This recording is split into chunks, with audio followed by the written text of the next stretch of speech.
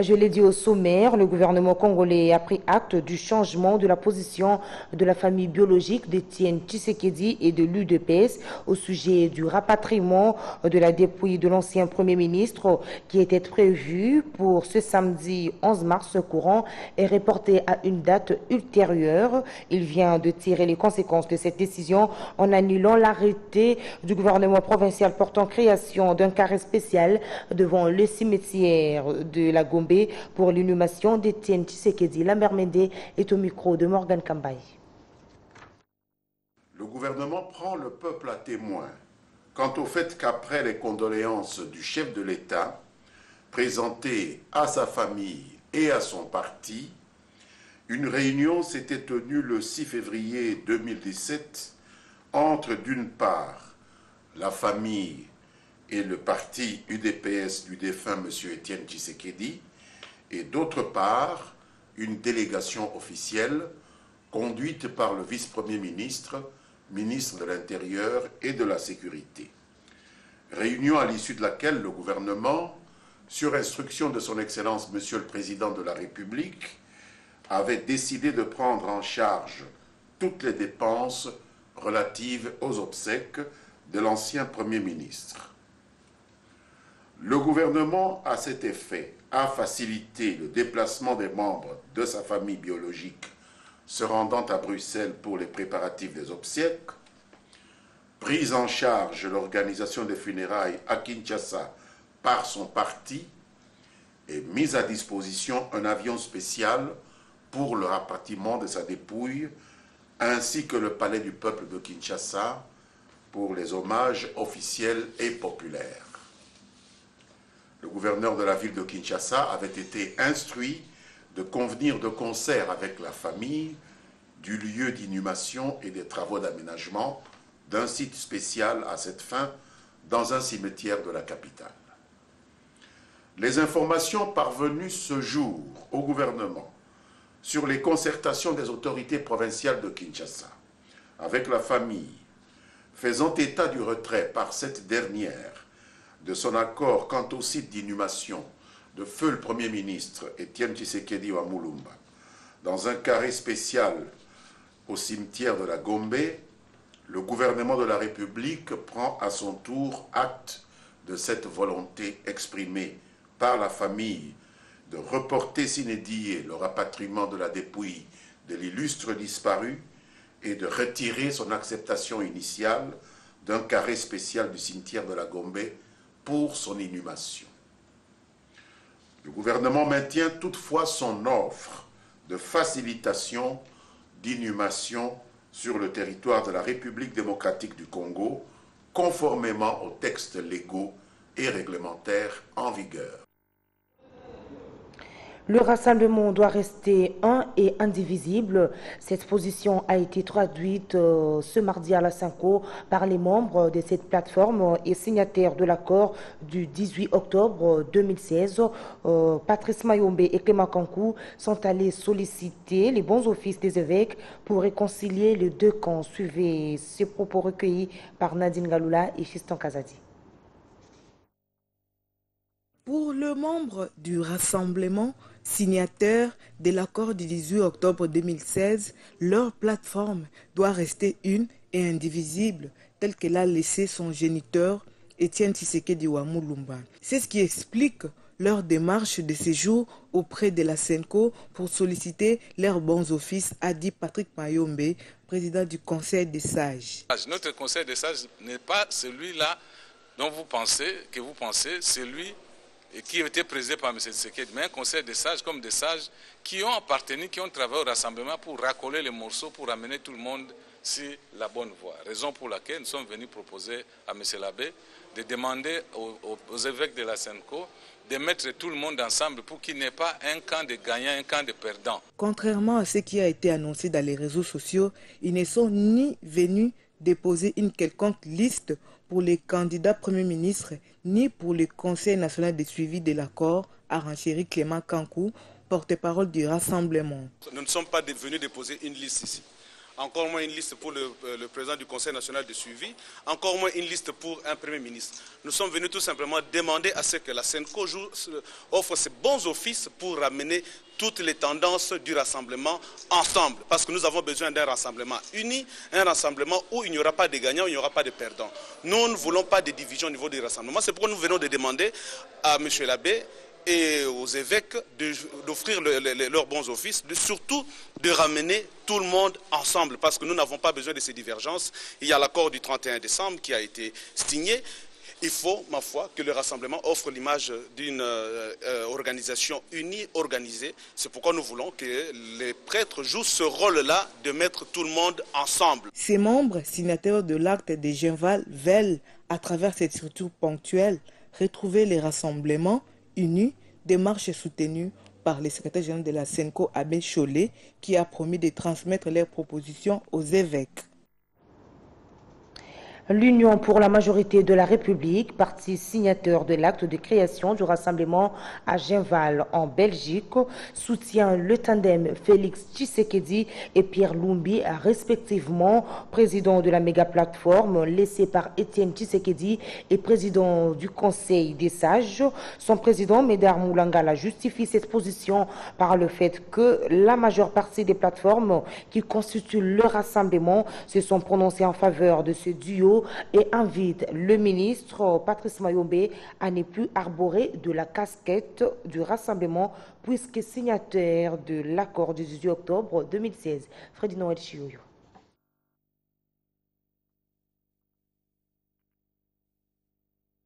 Nous sommes dans la légitimité issue de Genval et pour cela, nous soutenons totalement la décision prise la semaine dernière par le Conseil des sages et qui a positionné l'UDPS d'une part et d'autre part le MSR du G7 pour conduire le rassemblement.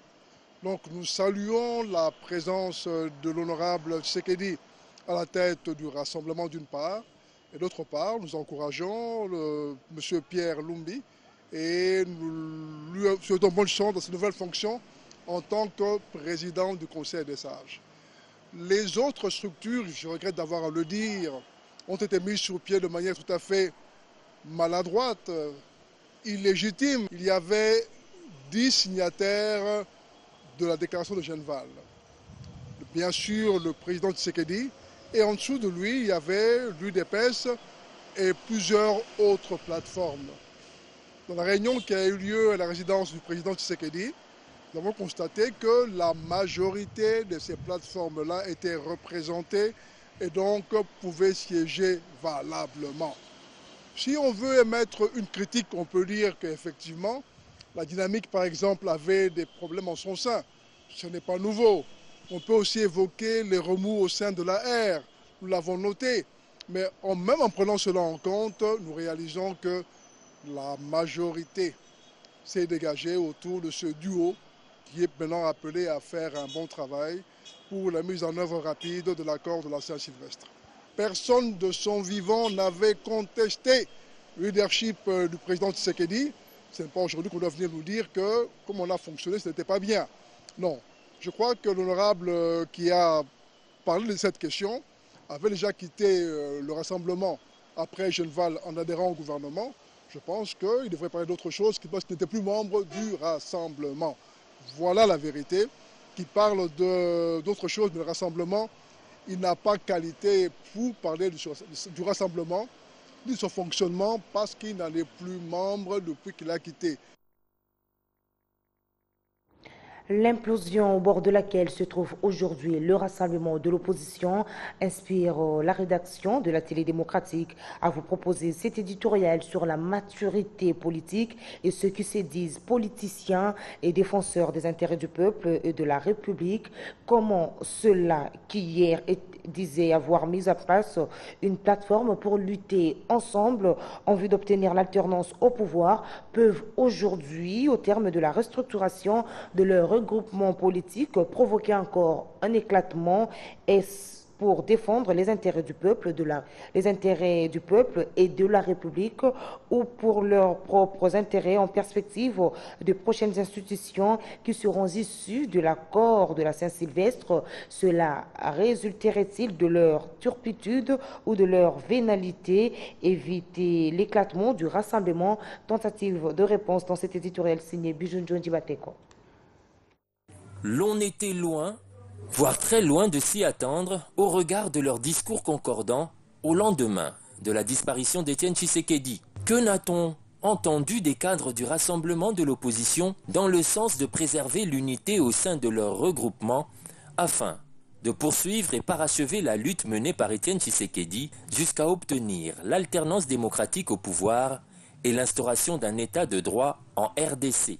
Pour ces caciques du rassemblement, il était question d'honorer la mémoire de leur président du comité des sages et de montrer à la face du monde que l'opposition congolaise, contrairement à ce qu'on dit de lui, peut travailler ensemble comme un seul homme pour l'avènement de l'alternance démocratique et pacifique au pouvoir. Fort malheureusement et contre toute attente, alors que la dépouille du président du comité des sages du rassemblement n'est même pas encore inhumée, cette méga plateforme politique de l'opposition se trouve déjà au bord de l'implosion. À la base de cet éclatement, le mode de désignation de Félix Tshisekedi et de Pierre Lumbi, respectivement président politique et président du comité des sages du rassemblement. Les uns remettent en cause la casquette d'opposant dont jouit Pierre Lumbi pour remplacer Étienne Tshisekedi, car c'est à peine qu'il est arrivé à l'opposition en provenance de la majorité au pouvoir. Mais pourquoi, au terme de leur charte à Jean-Val, ils n'avaient pas contesté la désignation de feu Charles Mwando Simba en qualité de vice-président du comité des sages du rassemblement? Parce que s'il n'était pas mort, c'est lui, Charles Mwando Simba, qui aurait dû d'office remplacer Étienne Tshisekedi à ce poste de président du comité des sages. Pourtant, Charles Mwando et Pierre Lumbi ont tous deux basculé dans l'opposition le même jour et dans les mêmes circonstances. Voilà pourquoi, à la lumière de ceux qui précèdent, certains analystes entrevoient dans ce spectacle une guerre de positionnement pour la conquête du poste de président du Comité national de suivi de l'accord de la Saint-Sylvestre. Car ce poste revient d'office à celui qui sera président du Comité des sages du rassemblement en remplacement d'Étienne Tshisekedi. D'autres observateurs soutiennent que nos politiques viennent de tomber dans leur propre turpitude qui les ont caractérisés depuis les années Mobutu, sans savoir qu'ils risquent de bloquer eux-mêmes la mise en œuvre de l'accord du 31 décembre 2016, suite au dilemme devant lequel ils vont mettre la Senko. Et qui dit turpitude fait allusion notamment à l'inconstance et à la vénalité des acteurs politiques congolais qui se laissent manipuler. Toutefois, les vœux de plus d'un de ces analystes sont ceux de voir ces membres du rassemblement revenir à leur bon sens et meilleurs sentiments pour accélérer la mise en œuvre de l'accord de la Saint-Sylvestre. Espérons que les démarches qu'entreprend Félix Tshisekedi dans ce sens devront aboutir et obtenir gain de cause. Attendons voir. Autre chose à présent, les veuves des anciens premiers ministres veulent apporter leur soutien au gouvernement.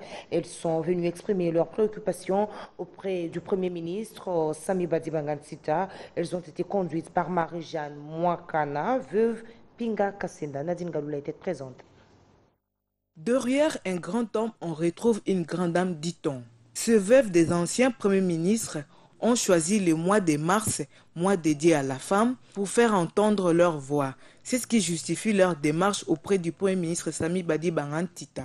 Elles sont venues demander au chef du gouvernement d'être leur interlocuteur auprès du chef de l'État pour qu'elles soient aussi considérées dans la prise de décision du pays. Nous avons présenté les doléances parce que nous sommes les mamans qui avons accompagné nos maris dans leur devoir de l'État, c'est-à-dire les décisions, l'application des décisions et l'accomplissement des décisions. Ces veuves des anciens premiers ministres rappellent qu'ils ont joué un rôle important aux côtés de leurs maris et qu'elles sont aussi capables de le faire aujourd'hui. Donc nous sommes capables de siéger, de faire tout ce qu'on est en train de faire aujourd'hui. Mais nous le faisons dans notre association et nous attendons que la décision du chef de l'État arrive pour pouvoir nous reconnaître en tant que tel et nous donner la disponibilité de continuer le travail de nos foyers et le travail de nous-mêmes et nous enlever de plusieurs difficultés que nous avons dans nos familles. Ces délégations étaient constituées de veuves des anciens premiers ministres et celles indisponibles ont été représentées par leurs enfants. Elles attendent une reconnaissance juridique de leur association par le chef de l'État, Joseph Kabila,